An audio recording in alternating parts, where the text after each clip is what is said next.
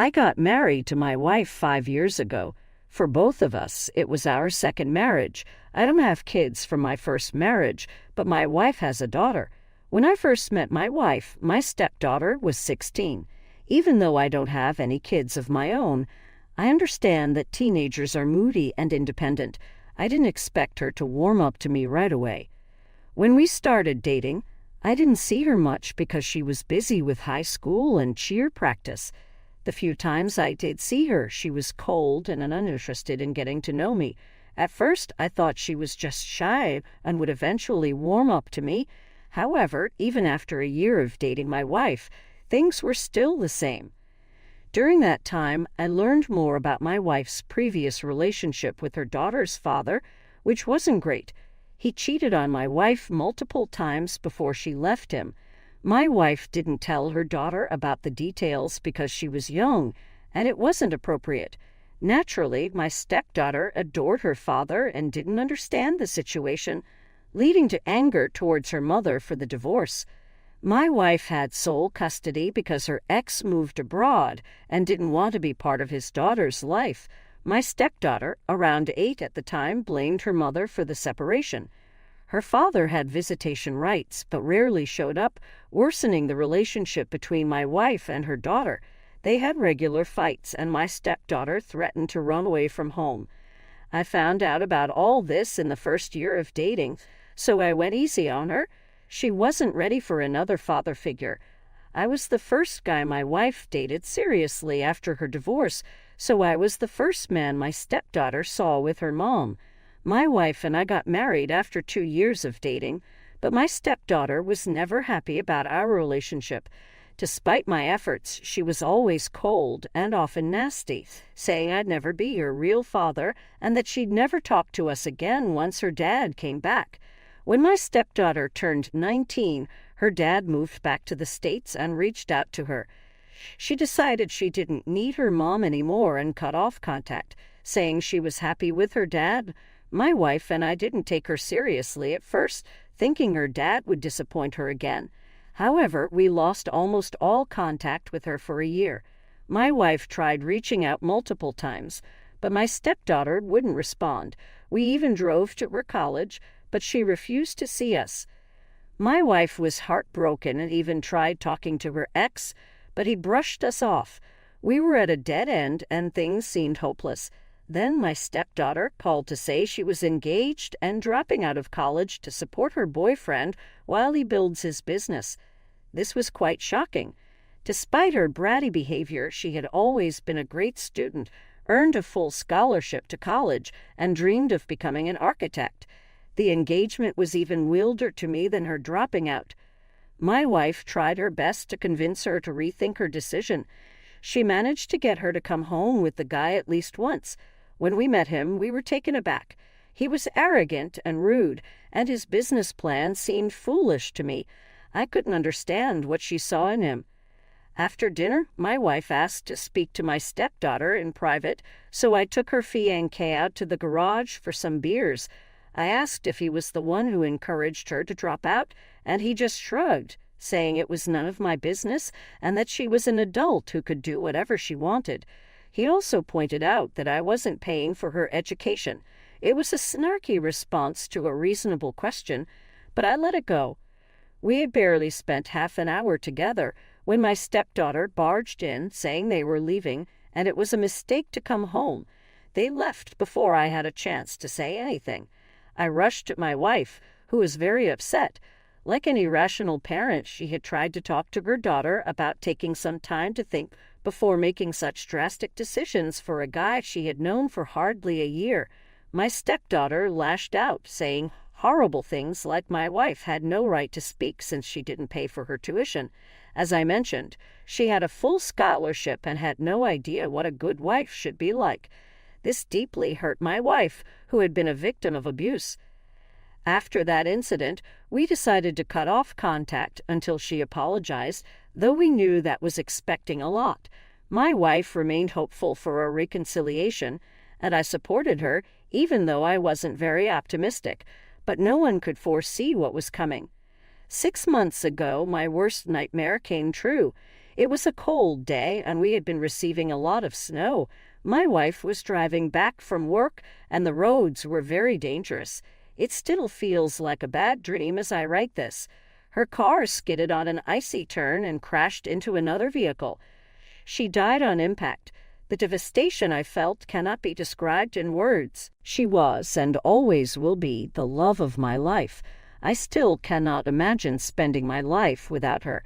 I miss her every single day. After the initial shock, I realized I had to break the news to my stepdaughter. I couldn't imagine doing it over text, so I called her again and again, but she wouldn't pick up. I texted her saying it was an emergency about her mom, and even then, she didn't respond. So I did the only thing I could think of. I reached out to my wife's ex-husband. I told him what happened and asked him to make her call me back immediately. Sure enough, she called me within half an hour. I broke the news, and there was just silence on the other end. I was terrified, but after a few moments, she said she was on her way home. She attended the cremation and memorial, but hardly spoke to me. Before leaving, she told me I was no one to her now, that her mother was gone, and asked me not to contact her again.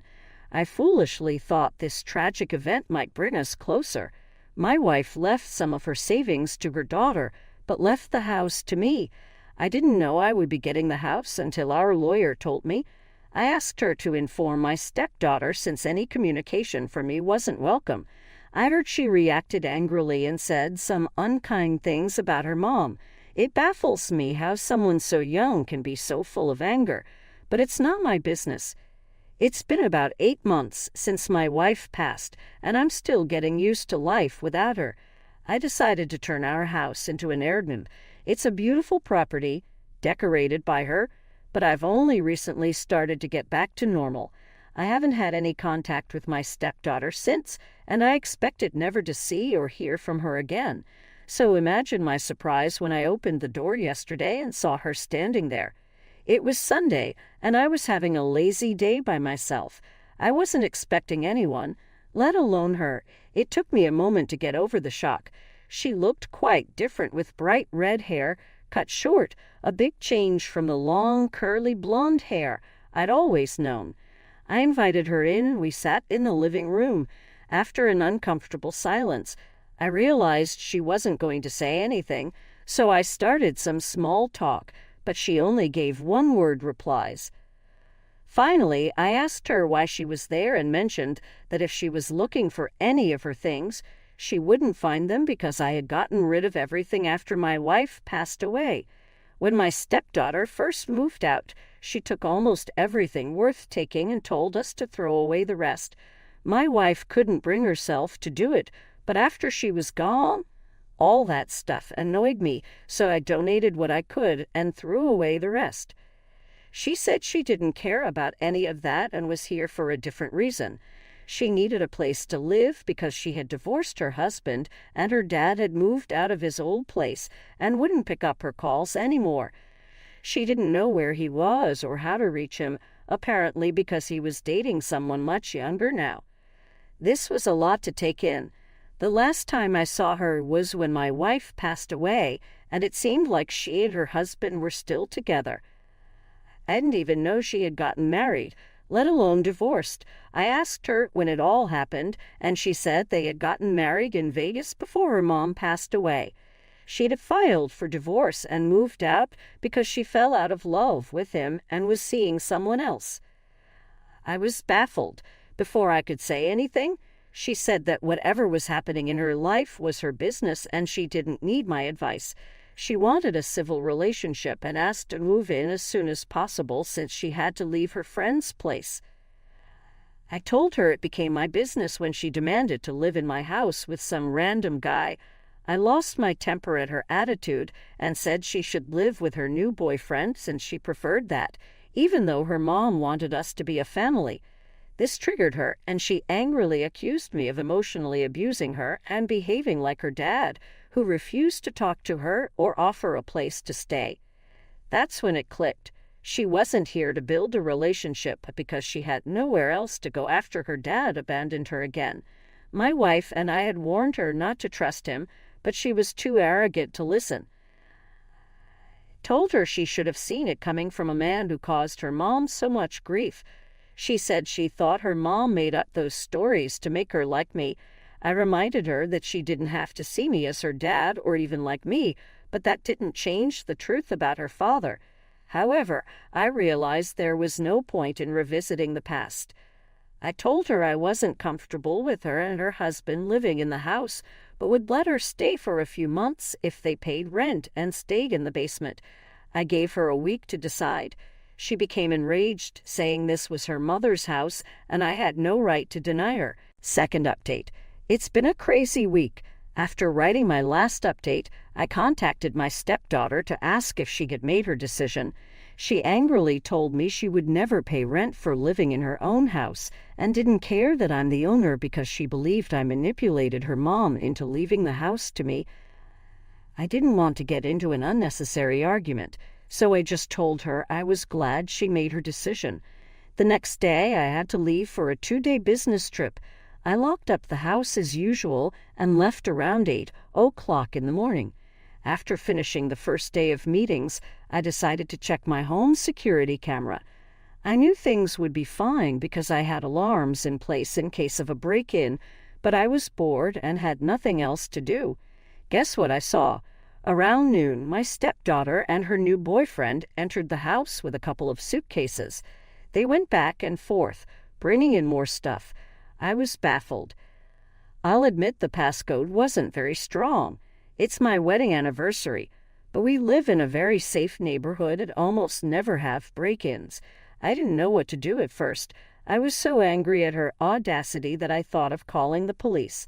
Then I decided it might be better to call her first and talk it over, but she had blocked me, and I didn't have her boyfriend's number. I called the home phone, but no one answered, as expected. I considered asking a neighbor to check in, but decided against it because I didn't want to bother anyone. I tried her phone one last time, but it didn't work. The more I thought about it, the angrier I got, so I did the only thing I could think of. I called the police. I also spoke with my boss to let him know I might be late to the next day's meetings and explained the situation a bit. Thankfully, he was reasonable and told me it was all right. I checked out of my hotel and drove home. It took about 4 hours, and it was past midnight by the time I arrived, but at least I made it. I called the police a bit before reaching home and told them the truth. My stepdaughter had illegally broken in with her boyfriend. I waited for the cops to arrive. Long story short, they kicked them out. There was a lot of screaming and ridiculous accusations, and my neighbors gathered around my house. The cops had to talk her down and asked if I wanted to press charges. I had no interest in doing that. I just wanted my house back.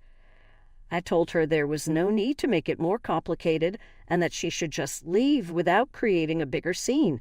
They did leave, but she threatened to sue me and said I'd regret treating her this way. I'm sure none of that actually means anything. Anyway, I immediately changed the passcode and made a note to talk to my lawyer to see if there was anything else I could do to keep her away from me in the house. Then I took a nap before driving back for my meetings. My lawyer suggested a restraining order, but I don't think that's necessary right now. I'll look into that if she does something again, but for now, we're good. I wish my wife were here so I didn't have to deal with this in the first place, but I guess that's neither here nor there. Third update. I know it has been a few months since my last update, but if anyone is still reading, I have a little update for you. My stepdaughter reached out to me again. She texted, asking if we could talk, so I called her. She apologized for entering the house without my permission and said she had decided to break up with her boyfriend. She spent the money left to her by her mom to pay off his debt, and he was the one forcing her to convince me to let them stay in the house. She admitted her mistakes and asked if she could stay in the basement if she'd agreed to pay rent. I'm not a monster, so I told her she should have been honest with me from the start. I told her she could move in whenever she wanted and wouldn't have to pay rent. I did make it clear this was a temporary arrangement and that she would have to start looking for a job or think about going back to college. She promised to get back on her feet soon and wouldn't be a bother. She's currently living with a friend and is supposed to move in soon. I hope things will be all right between us because I know that's what her mom would have wanted. I'm still skeptical, though, and I've made it clear she has to be honest with me, be responsible with her money, and pay rent every month. Fourth update. It has been 2 months since my stepdaughter moved in, and I'm happy to say things have been going well. Things are still a little awkward between us, but at least it's cordial instead of tense. It gives me a lot of peace to think this is what my wife would have wanted. The kid has also been excellent with paying rent on time and is even thinking of going back to college to finish her degree. I'm happy to see her doing well and staying out of trouble.